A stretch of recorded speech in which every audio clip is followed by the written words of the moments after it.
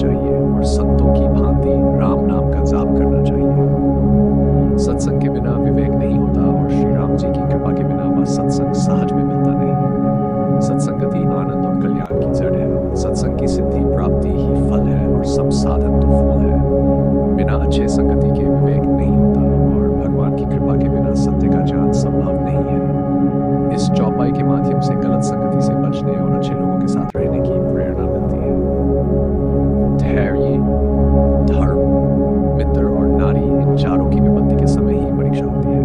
वृद्ध, रोगी, मूर्ख, निर्धन, अंधा, बहरा, क्रोधी और अत्यंत हीती, ये चौपाई हमें कठिन समय में धैर्य और सही मार्ग पर टिके रहने की प्रेरणा देती है। जो लोग मित्र के दुख से दुखी नहीं होते, उन्हें देखने से ही बड़ा पाप लगता है।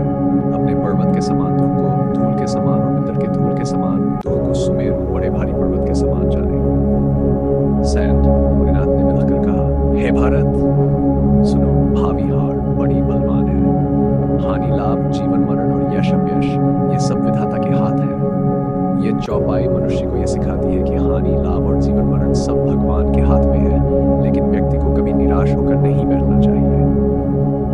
संतों का हृदय मक्खन के समान होता है, ऐसा कवियों ने कहा है, परंतु उन्होंने असली बात कहना नहीं जाना, क्योंकि मक्खन तो अपने को ताप मिलने से पिघलता है और परम पवित्र संत दूसरों के दुख से पिघल जाते हैं। जगत में दरिद्रता के समान दुख नहीं है, वहीं संतों के मिलने के समान जगत में दूसरा कोई सुख नहीं है। और हे पक्षीराज, मन, वचन और शरीर से परोपकार करना ये संतों का सहज स्वभाव है।